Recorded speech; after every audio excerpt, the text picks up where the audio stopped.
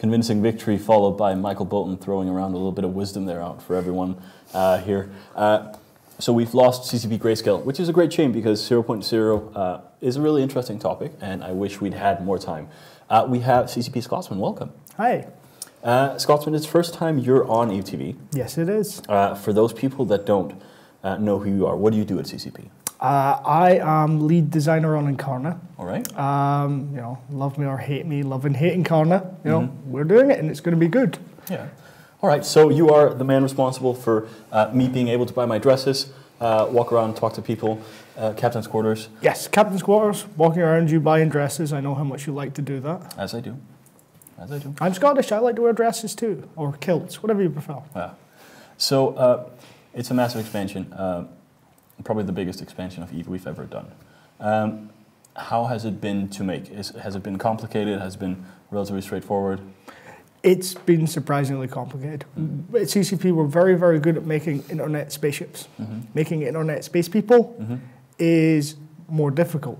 You know, we have to factor in a lot of stuff, and we have a lot of technology that isn't capable of supporting internet people. So we've had to do a lot of tech work on that now. I'm no expert on the tech, but it's not been easy. And then once we have this technology, we have to get it out to the players and make it worthwhile to them.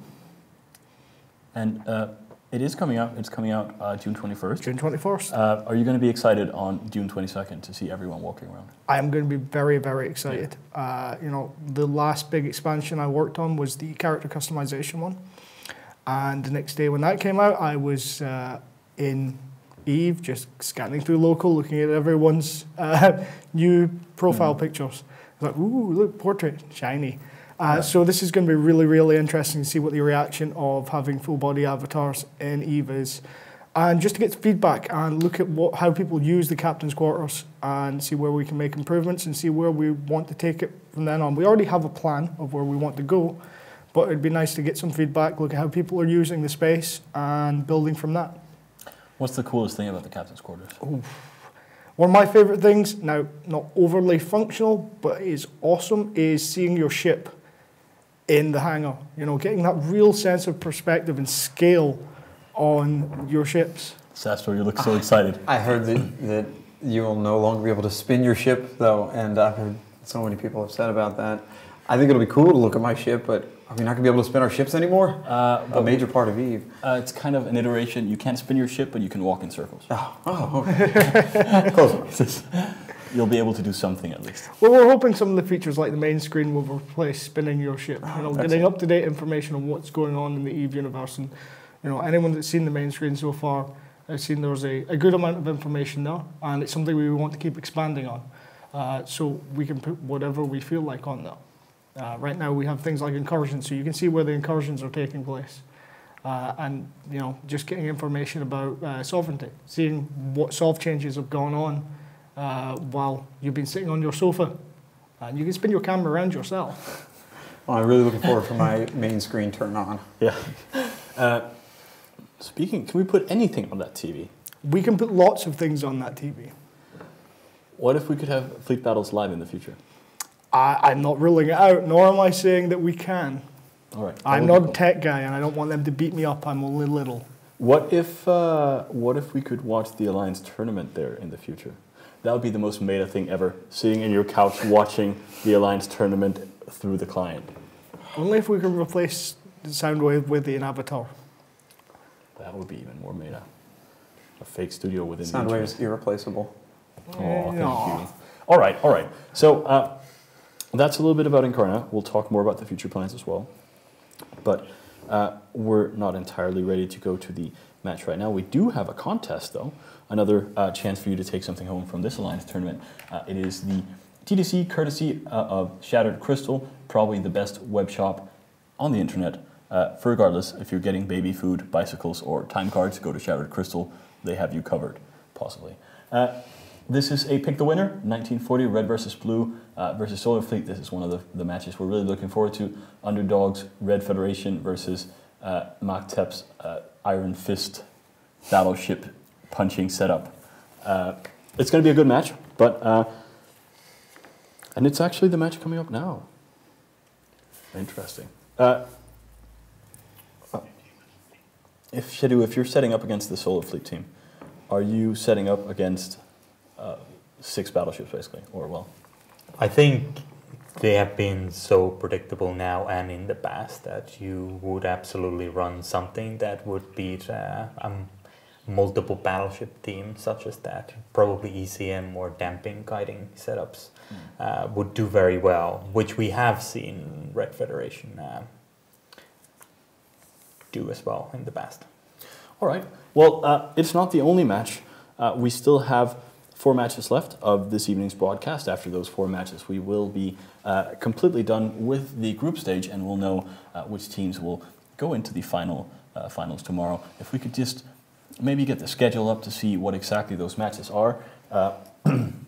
So we have Red versus Blue, Underdog versus Solar Fleet, White Noise versus Babylon 5, Razor versus Outbreak, CO2 versus Wild Boars. So we had a bit of a talk about the Serbian conspiracy going on. Do you guys know anything about that? Well, the two groups have been friendly in the past. Obviously, share some national bonds and whatnot as well. So we could see an arranged match where Wild Boars, or they give a bit of a handicap and then self-destruct, or run some kind of comedy setup, or whatever they can to get more points to the other party as a little thank you present out of the tournament. Wild Boars at this point does have 1 point that they have scored, so at this point they could be looking at other ways for them to perhaps mitigate this.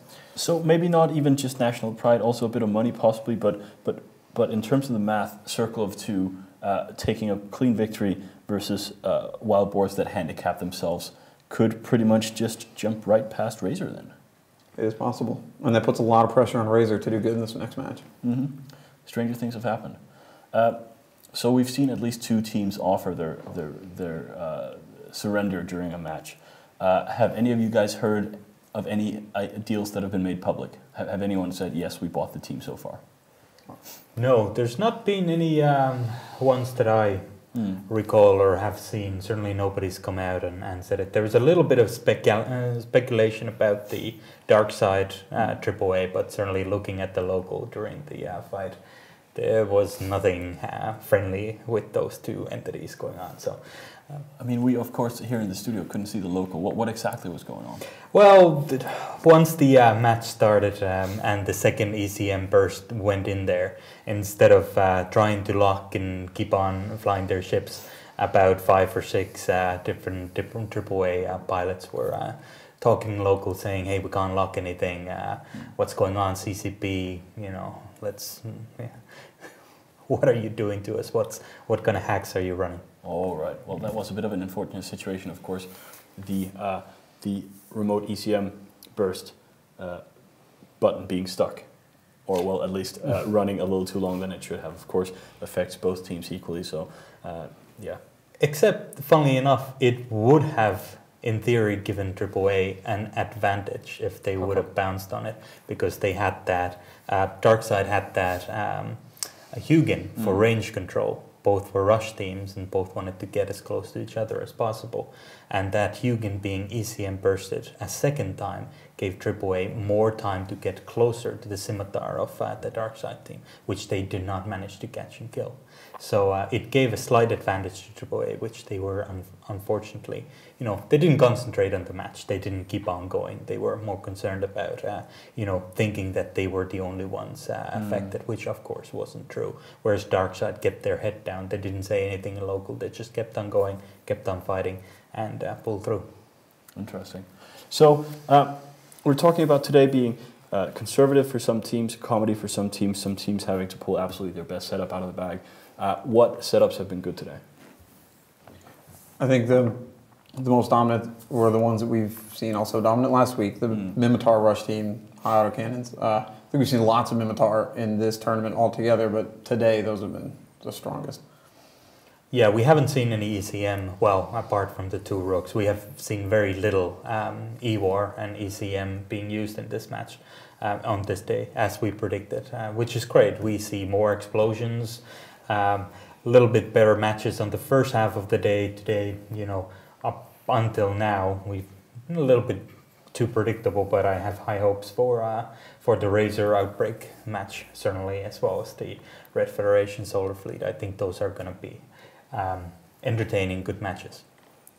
I think you guys are absolutely right. It's absolutely going to be probably a fantastic night of matches, and then tomorrow we will have the finals day, which of course will be handing out a completely grotesque amount of money in EVE terms. Were you guys the ones talking about Circle of Two selling a handful of their prize frigates and buying 6 Titans?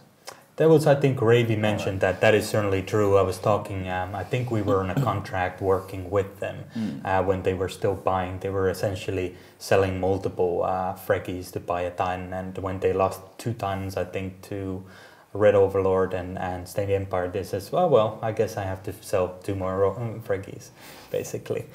We in PL dealt with this slightly differently. We essentially gave every contributing pilot a ship of their own and then agreed to buy them back for 20 billion. So what we saw is when people realized how good super carriers were, suddenly like mushrooms, they were coming out everywhere. Of course.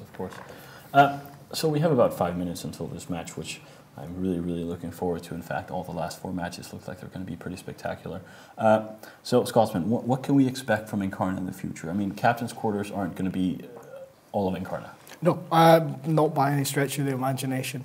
They're our first iteration. It's like giving birth, you know. It's difficult, but you end up loving what comes out at the end. So I hear. All right, I'm no expert. I wouldn't know.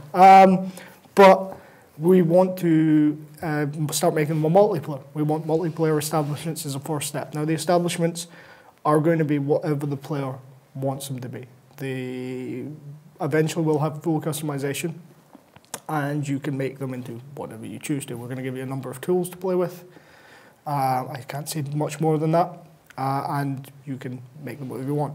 Further down the line, which I obviously can't say very much about, is we want to have a hell of a lot more gameplay now. But we have to get the single player experience out, get more multiplayer experiences out, and just build on top of that. EVE is a multiplayer game. We have to have multiplayer avatars as well. Otherwise, it's just not EVE. Yeah. Multiplayer. Sometimes several thousand of your closest friends. You guys have a bit of experience with that? No, we try to stick to small, elite, tight groups of friends where I play. It's true. How about you guys? I mean, we've been talking about Dust and all that stuff. We haven't really touched about Incarna. Are you guys too ingrained in the spaceship experience to really be excited about this? How are you? I'm actually kind of secretly really excited for it, but I'm really just I think I'll walk around my captain's quarters and be like, oh, this is kind of cool. But really what I want to see is the multiplayer avatars, because I mean the whole point of using the Orm to buy a pretty dress for yourself or something, have the fun and all of that, and not even any other games, showing it off to everyone else. Hey, look at this cool thing I have, and I can't show anyone except me this cool thing I have right now. Yeah. So I'm more looking forward to Incarna down the road than Incarna as it will first be introduced. Yeah, I think only half of my characters are actually able to dock, so it's... But the one that is able to dock, I'm more looking forward to when we can play poker. Wants to be a bit of gambling in there. Could we see some gambling feature in Incarna? Oh, yes. All right. Yeah, gambling is definitely something we want to push for. We know what the EVE players like, and we want to push gambling into maybe not just for ISK, maybe for something else. I'm not going to say anything else. All right. Sorry. All right. That sounds interesting, though. It's a good mix of stuff. I don't know if we have any questions on the forums. If you've not been posting questions, go ahead and do it. They're really... Oh, hey, Michael Bolton. Durr wants me to express his undying love for you. All right. So we do a team comparison quickly on screen and see exactly who these guys are. Red versus Blue Federation, Solar Fleet. Bit of a difference here. Solar Fleet having won the majority of their matches, and Red versus Blue being a good mix there. Solar Fleet's spent almost 4 times as much ISK. Solar Fleet loves their faction battleships. What can I say? It's if it's not Macarials, it's Vindicators. If it's not Vindicators, it's Sponghorns. They absolutely love them. And while it's been predictable of them so far, I like that they're trying to do something that other teams aren't trying to do. Maybe it hasn't always been successful for them, but at least it's not another cookie cutter setup that everyone else has. I think it's fair to say that the battleship setup are very much not cookie cutter. I can't really ever get used to the whole not having 10 ships on the field. It puts you at a slight disadvantage. I mean, it doesn't mean that you wouldn't be able to field battleships and still, not be able to bring 10 ships. You just have to bring smaller ships. But I think Solar Fleet has definitely pushed for the less amount of people on their team, possibly because Maktep just wants to play with the people he knows very well. He's a great guy to work with, but sometimes in these tournaments, perhaps a little bit too much of this. And we've talked about this before, how important mid slots can be. And even if you're in a Badger or something, a ship which isn't going to be strong on itself, the fact that you can put a bunch of tracking links or E-War or whatever and all those extra mids, to me, really incentivizes bringing 10 ships. Even if you do focus most of your points around bringing big battleships, whatever, it at least try to keep up enough of those utility slots to help those big battleships. Absolutely. And I mean, we see some small ships that are relatively decisive. When we have ECM versus ECM, the Kitsunes have been incredibly important.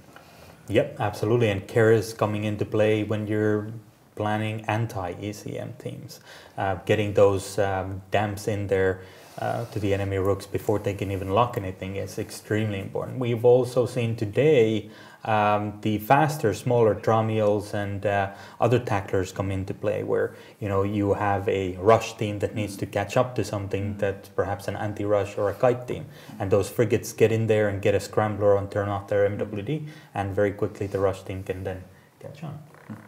All right, Absolutely. Well, let's see. It is red versus blue versus Solar Fleet. What say you, Sastro? I'm going to go with RVB just because I like them. I'm going to go with RVB as well. I'm not going to disagree with the majority. RVB as well. All right. Well, I'm going to go with RVB as well. I kind of have to root for the underdog.